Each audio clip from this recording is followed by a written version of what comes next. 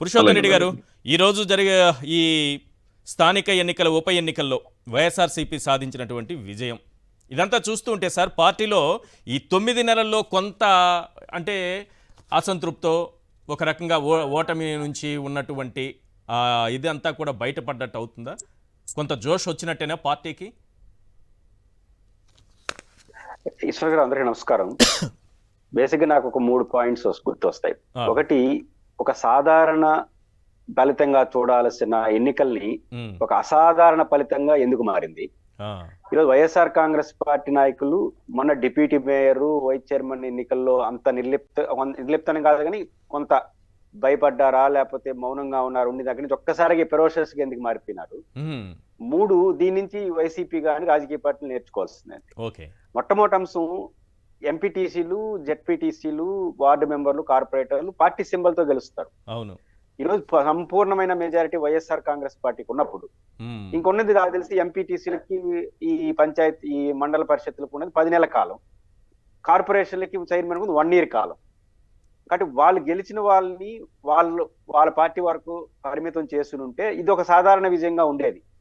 కానీ మనకెవరూ లేకపోయినా, మన తరపున ఎవరు గెలవకపోయినా, ఈ 10 నెలలు కూడా ఓపిక బట్టలేని తనంతో ప్రలోభాలకో అధికారాన్ని ఉపయోగించి వచ్చేసిన ఫలితంగా ఈ రోజు ఒక అసాధారణ విజయంగా ఈ రోజు ఈ ఎన్నికలు మనం చూడాల్సిన పరిస్థితి వచ్చింది. ఇది ఫస్ట్ పాయింట్. రెండో పాయింట్, ఎందుకు వైసీపీ నాయకులు ఈ మొన్నటికి నిన్నటికి తేడా వచ్చింది? ఎందుకు వచ్చింది? ఇది చాలా ఆశ్చర్యకరంగా ఉంది. మొన్న తిరుపతి కూడా చూసాం కదా, అంటే అన్ని చూసాం.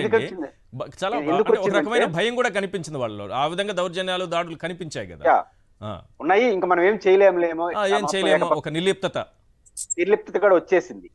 ఆ సందర్భంలో దానికి భిన్నంగా ఈ రోజు తెగింపు ఎందుకు వచ్చింది? ఎందుకు వచ్చిందంటే ఆ తెగింపు మొన్న జరిగిన ఎన్నికల్లో ఇక్కడ జగన్మోహన్ రెడ్డి గారికి కొన్ని ప్రయోగాలు అప్పుడప్పుడు కనపడుతుంటాయి, అంటే లేట్ గానే కనపడతాయి చాలా ప్రయోగాలు. ఆయన ఉమెన్ ని ఎక్కువ మంది ప్రోత్సహించాడు. 50% అన్ని నామినేటెడ్ పదవి. మీరు చూడండి, మొన్న ఉప మేయర్ ఎన్నికల్లో కావచ్చు, ఈ రోజు జరిగిన ఎన్నికల్లో కావచ్చు, ఇప్పుడు ఈ రోజు ఇద్దరే స్టార్స్ ఈ రోజు సోషల్ మీడియాలో. ఒకటి మనతో పాటు ఉన్న ప్రకాష్ అన్న, రెండోది సృజన. వీళ్ళిద్దరు స్టార్స్ గా ఈ రోజు సోషల్ మీడియాలో ఒక ఉత్సాహనిజం. ప్రకాష్ అన్న అయితే సీనియర్ లీడర్, కానీ ఆమె కొత్త రాజకీయాలకి. ఆమెను చూసి నిజంగా పార్టీ ఫిరాయింపులు మీరు ప్రస్తావించినట్టు సిగ్గుతో తలంచుకోవాలి. నిజానికి ఆమె వైసీపీ వల్ల పెద్ద ఉపయోగపడింది ఉండదు, వైసీపీ వల్ల లబ్ధి పొందిన వ్యక్తి కాదు. పైపెచ్చు హైదరాబాద్ లో ఆమె ప్రైవేట్ ఎంప్లాయ్. పైపెచ్చు అక్కడ పోటీ చేస్తున్నది వాళ్ళ బంధు. ప్రయోగం కూడా ఎట్లా చేసినారు, ఆ అమ్మాయికి బంధు. అవును, బంధువుని కూడా పక్కన పెట్టి వైసీపీ వాళ్ళ వ్యక్తిగత ప్రయోజనాలు పొందకపోయినా మళ్ళీ హైదరాబాద్కి ఉద్యోగం చేసుకుంది. అవును, ఆమె పార్టీకి నిలబడిన తీరు చూసినప్పుడు పార్టీ ఫిరాయింపులందరికీ ఒక చెంపపెట్టు లాంటిది, ఒక స్ఫూర్తిగా అమ్మాయి నిలిచింది. అవును, కానీ ఈ దీంట్లో నేను మహిళలకి అవకాశం ఇస్తే, ముఖ్యంగా చదువుకున్న మహిళలకు అవకాశం ఇస్తే కమిట్మెంట్ ఎలా ఉంటారు అనడానికి సృజన ఒక ఎగ్జాంపుల్. ఇంకొక ఎగ్జాంపుల్ కూడా చెప్తాను సార్, మీరు ఫాలో అయ్యి ఉంటారు. ప్రకాశం జిల్లా పుల్లల చెరువు అండి సార్. ఇక్కడ భర్త టీడీపీకి ఓటు వేయమని చెప్పినా సరే భార్య ఒప్పుకోకుండా నాగేంద్రమ్మ అంట, మర్రివేముల ఎంపీటీసీ, మండల వైస్ ఎంపీపీగా పోటీ చేస్తున్న టీడీపీకి అభ్యర్థికి ఓటేయాలని భర్తతో పాటు టీడీపీ నేతలు ఒత్తిడి తెచ్చినా ఆమె ఏమాత్రం ఓటు వేయకుండా వైఎస్ ఎంపీపీ పోటీలో ఉన్నటువంటి వైఎస్ఆర్సీపీ అభ్యర్థులకు మద్దతుగా చెయ్యెత్తారు.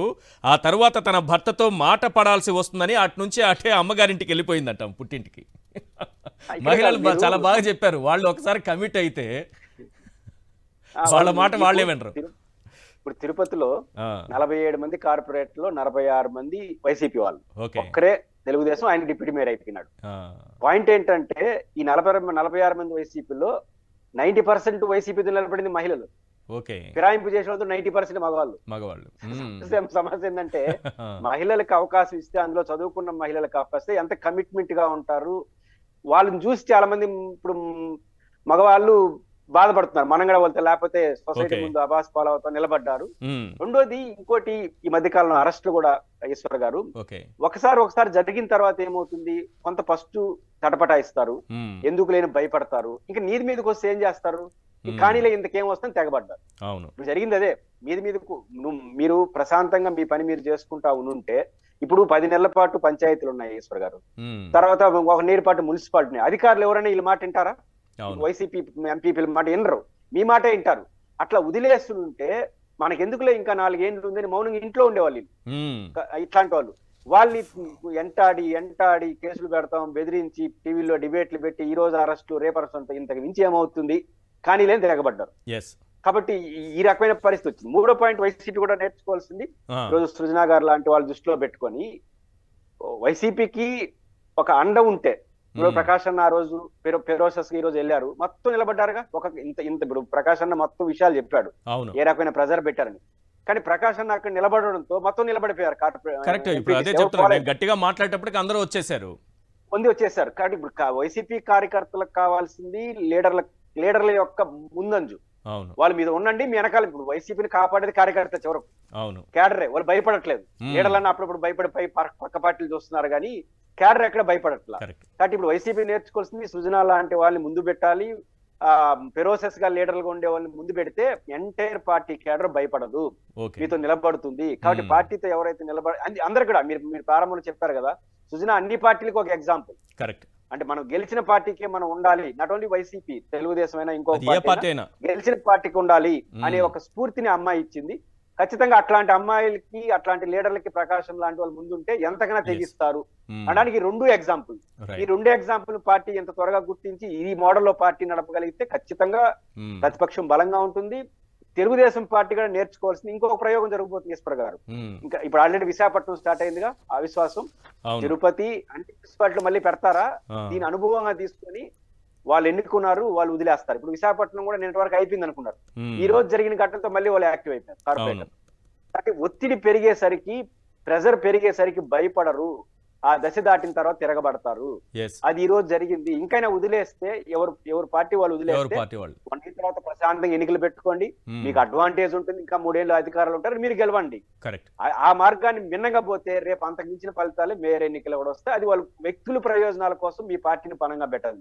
ఈ మొత్తం ఎపిసోడ్ లో ఈశ్వర్ గారు పార్టీ తెలుగుదేశానికి లబ్ధి ఏముంది? ఆడాడ డిప్యూటీ మేయర్లు గెలిచిన వాళ్ళు, రేపు ఎంపీపీకి గెలిచిన వ్యక్తులకు ప్రయోజనాలు తప్ప తెలుగుదేశంలో కూడా ఆ పార్టీకి ఏం ప్రయోజనం? ఈ మొత్తం ఎపిసోడ్ లో పార్టీ నష్టపోయింది, వ్యక్తులు లాభపడ్డారు. కానీ అది కూడా ఆ పార్టీ గుర్తించుకుంటే మంచిది.